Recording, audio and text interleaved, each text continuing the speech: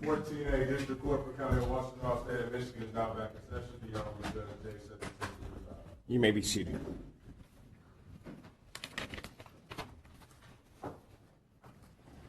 Court does call the case of the People's State of Michigan versus Sherrone Moore.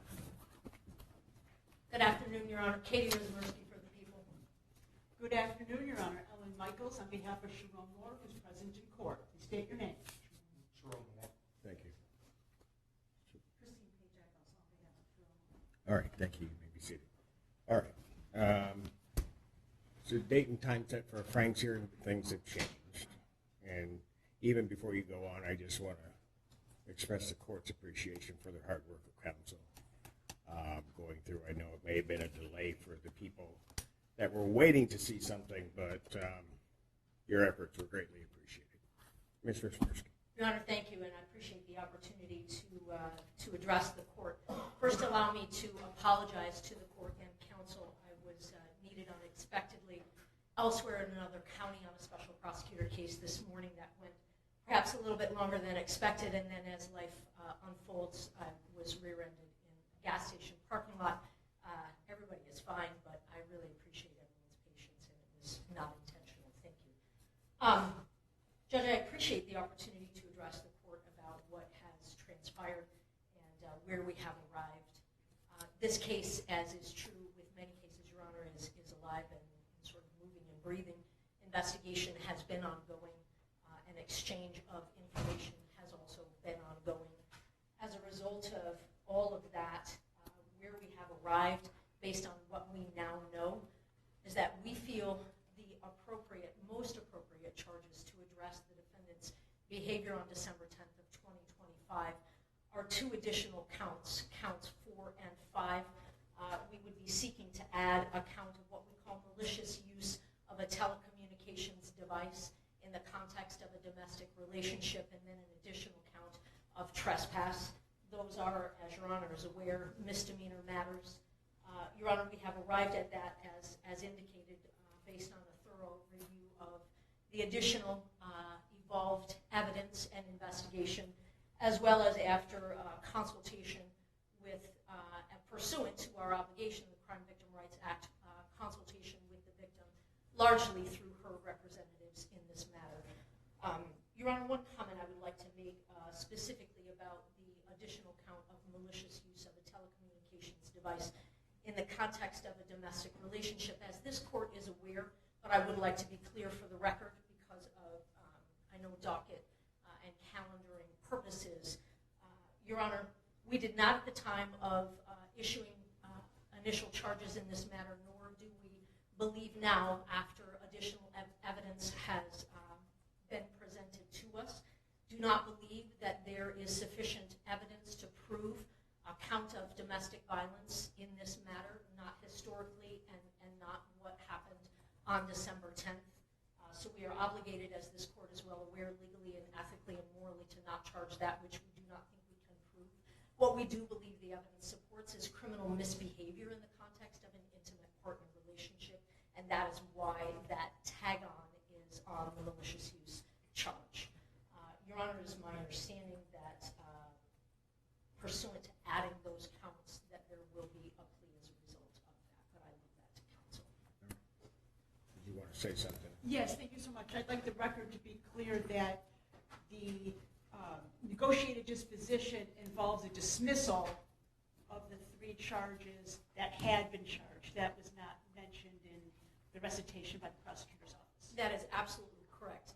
The end result of where we land by adding on the counts is that my best understanding is that the defendant will enter a plea to those additional counts, and in exchange for that, we will absolutely dismiss the originally charged 3 counts. Thank you. And that would be an entering of a no contest plea to count 4 and count 5 with the dismissal of count 1, 2, and 3. All right. Very good. Thank you. The court does have before it a plea agreement form that indicates that the defendant will be pleading no contest to the charge of malicious use of a telecommunications device with domestic relationship tag. That is a misdemeanor punishable by up to 6 months incarceration. He will also be pleading no contest to the charge of trespass which is a 30-day misdemeanor. Upon his successful no contest plea to those charges, counts 1, 2, and 3 will be dismissed. That is the court's full understanding of the agreement. There is, however, one other thing that should be mentioned, and that is with reference to sentencing. The court is going to be given full authority, if the court deems it necessary after a review, to sentence under a deferred program. That is the court's understanding. That is also correct, Your Honor. That is correct. All right, very good. Mr. Moore and counsel, if you could approach the podium, please.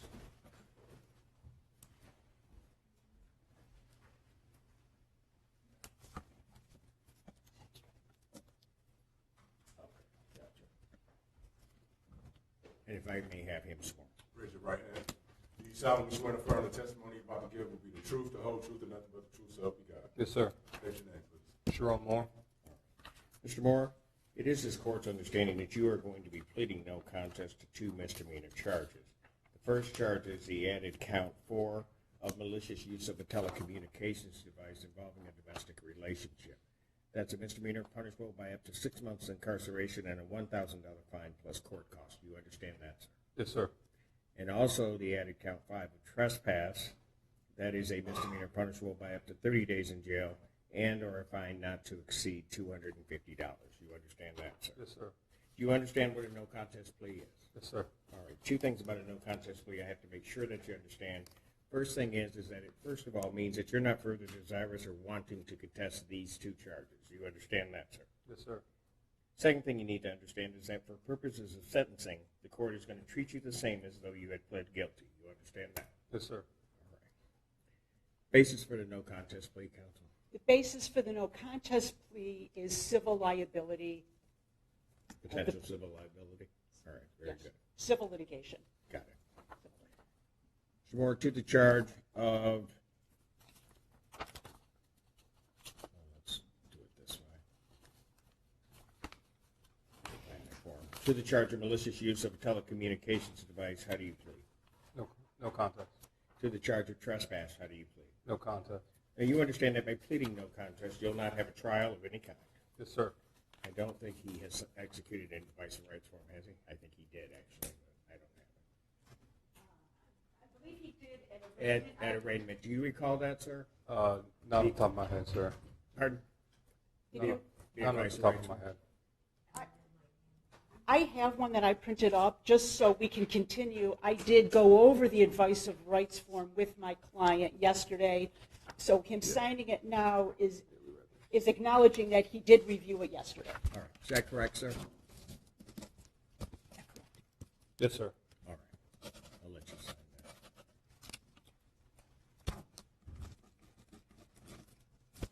Did you have any questions regarding any of the rights that are contained on that form? No, sir. All right. You understand that by pleading no contest, you're waiving or giving up the rights that are contained on that form. Yes, sir. Particularly the rights that are contained under paragraph 5. You'll see a copy on the podium, which are your trial rights. You understand that you're giving up those. Yes, sir. You understand you're giving up your right to appeal all right. Yes, sir. Are you on probation or parole? No. Has anybody promised you anything other than what's been stated here today on the record to get you to plea? No, sir. Has anybody threatened you or coerced you in any way? No, sir. You're doing this voluntarily Yes, sir. and of your own free will. Yes, sir. The court has been provided and has reviewed thoroughly Pittsfield Township Department of Public Safety report for their case number 2525629. Counsel, any objection to the court having reviewed that report? No objection. No objection. Based upon a review of that report, the court does find that there's a sufficient factual basis in which the court could determine the defendant's guilt of these 2 offenses. Sir, I do have to advise you, between the time of my acceptance of your plea and the time of sentencing, if you commit any misconduct as defined under the Michigan court rules, you would first of all not be entitled to withdraw your plea. You understand that? Yes, sir. And also, the court would not be bound by any sentence evaluation or recommendation. You understand that? Yes, sir. Is counsel aware of any promises, threats, or other inducements which have led to this plea? There are none, Your Honor. No, Your Honor. And has the court complied with the court rule, and would it be proper to accept this defendant's plea? Court has. Yes, Your Honor. Court will accept the defendant's no contest pleas to counts 4 and 5. Counts 1, 2, and 3 are hereby ordered dismissed. A pre-sentence investigation and report is ordered. Sentencing in this matter will April 13th work for the parties? I have April 13th or April 20th at 11 a.m. April 13th works for the defense. Well, hold on one second.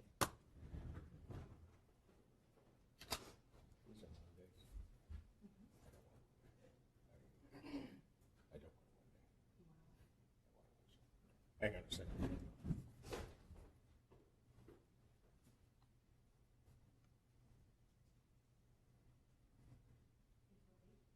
April 8th, will that work? I'm not available. I'll be in trial in Oakland County. And the sentencing will go smoothly. No. All right. April 22nd in the afternoon. That's good for the defense.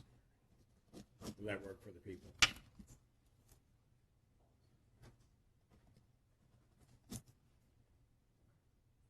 I personally will likely be unavailable in a trial, but it sounds like my office could make certain that it's covered. Well, you've been here from the beginning. We might as well try to make it work for you, too. Give me a special day then. Will April 14th in the afternoon work? That should work. I'm checking.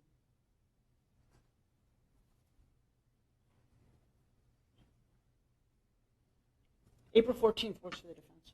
April 14th, 2026 at 2 p.m.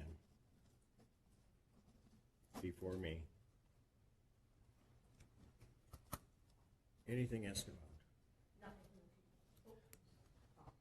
Yes, as to bond, we are asking that the bond condition of a GPS tether be removed as a condition of bond for the following reasons. The tether was placed when it was the understanding that the charges my client was facing was a felony and a stalking charge. Now that those charges are dismissed and the narrative of my client being having a history of violence and stalking has now been proven to be false, it's our position that the tether is no longer necessary. There is still, in effect, a no-contact order by my client to the complainant or by any third party to the complainant. He will absolutely abide by that no-contact provision, and he has no intent to, by himself or anybody else, to contact the complainant. Any response from the people? No, and I would say that I am comfortable leaving the matter of the tether in the sound discretion of the court. I will reiterate that our victim's most fervent desire is that the no contact, either direct or through third-party order, remain in effect, and that is her highest priority and therefore ours. All right. What I'm going to do, and that provision regarding the no contact either by the defendant or a third party does remain in effect. I'm going to, at this time, however, deny the request for the removal of GPS tether until such time as the defendant has been interviewed by probation, and then I will make a decision on that based upon a recommendation from probation. All right? Thank you for that consideration. Thank you. Anything additional? No, Your Honor. Fantastic. Again, thank you both for your hard work on this and for getting it done. Thank you. Thank you so much. Court stands adjourned. All rise.